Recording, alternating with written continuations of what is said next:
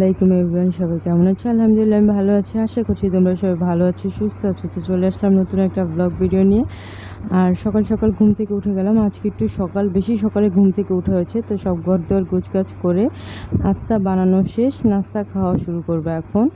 তো আজকে সকালের নাস্তা ওই একই, পরোটা ভাজা আর ডিম ভাজা। তো এছাড়া আর অন্য কিছু আমার ছেলেরা খেতে চায় না, যার কারণে এই একটাই নাস্তা সবসময় আমাকে খেতে হয়, না চাইলেও এই জিনিসটি আমার খেতে হয়। আর আজ রোদের তাপ এত পরিমাণ ছিল যে খুব খারাপ লাগছিল। সকাল থেকে এত রোদের তাপ, জানি না দিন গড়াতে গড়াতে এই তাপটা কত পরিমাণ বাড়বে। তো যাই হোক, রান্নাবান্না তো করতেই হবে, আর ঘরের কাজ না করলে কিভাবে হবে বলো। তো চলে আসলাম রান্না করতে। ছেলের খুব মন চাচ্ছিল, এই গরমেও তার খুব মন চাচ্ছে খিচুড়ি খেতে, আমের আচার দিয়ে সে খিচুড়ি খাবে। তো যেরকম কথা সেরকম কাজ, চলে আসলাম খিচুড়ি রান্না করতে। তো খিচুড়িটা বসায় দিছি। খিচুড়ি হতে তো আর বেশিক্ষণ সময় লাগে না, তো বেশি ঝামেলা করবো না, জাস্ট খিচুড়ি রান্না করব, ডিম ভাজা করব, এতটুকুই। তো ভাবছো থাম্বনেলে যে ছবিটা আছে সেখানে ভর্তা ছিল, ভর্তা কোত্থেকে আসলো? তো ভর্তাটা অ্যাকচুয়ালি আম্মু বানাইছিল, তো আম্মু ভর্তা দিছিল, তো সেই ভর্তা দিয়েই খাওয়া হয়েছিল। তো ভর্তা তো আর ওরা খায়নি, ভর্তা তো শুধু একমাত্র আমি খাইছি। তো ভর্তা দিয়ে খিচুড়িটা খেতে কিন্তু খুব ভালো লাগছে। আমি জানি না কার কার লোভ লাগছিল, তবে খুবই মজা হয়েছিল রান্নাটা। অ্যাকচুয়ালি এগুলি আমার রান্না করতে খুব ভালো লাগে আর খেতেও খুব ভালো লাগে। খিচুড়িটা আমার কাছেও খুব পছন্দের। তো খিচুড়ি রান্না করা হয়ে গেছে, উপর দিয়ে কিছু ধনেপাতা ছিটিয়ে দিয়েছি। আর এই হচ্ছে কি ডিম ভাজা, আর সাথে আছে আমের আচার, আর আম্মু তো ভর্তা দিয়েছে। তো এখন খাওয়া শুরু করব, আগে ছেলেদেরকে দেব, তারপর আমি খেয়ে নেব। তো আমি আমার খাবারটা বেড়ে নিয়েছি, তো চলো খাবারটা খেয়ে নিই। আর ভিডিওটা কেমন লাগছে সবাই কমেন্ট করে জানো। তোমরা সকালে খাওয়া দাওয়া করে একটু শুয়েছিলাম।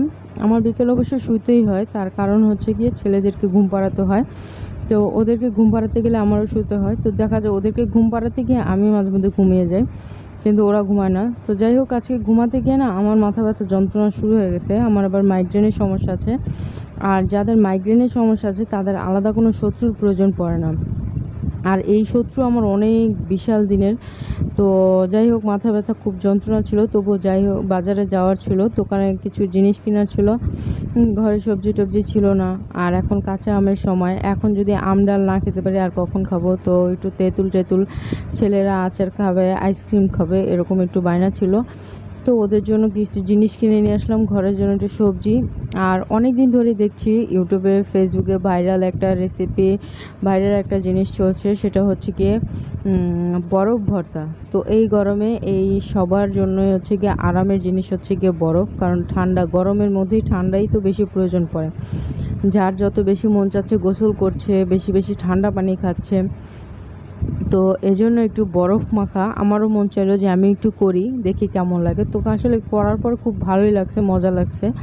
তো বরফটা যেহেতু বড় ছিল, আমি নেহাকে বললাম যে বরফটা একটু ভেঙে দাও। আর আমি এখানে তেঁতুল, ধনেপাতা, বিট লবণ, শুকনো মরিচ এগুলোই নিয়েছি, এর বেশি আর কিছুই নিইনি, কারণ এর বেশি কিছু প্রয়োজন পড়ে না। জাস্ট তেঁতুলের পরিমাণটা একটু বেশি নিলে আর ধনেপাতাটা একটু বেশি নিলেই হয়, ধনেপাতার ঘ্রাণে খেতে বেশি ভালো লাগে। তো ভর্তাটা আসলেই খুব অ্যামেজিং। কে বানিয়েছে কিংবা কে এটা ভাইরাল করেছে আমি জানি না, তবে যে করেছে সে সত্যিই ভর্তা লাভার বলতে হবে। তো খালামণি আসছিল,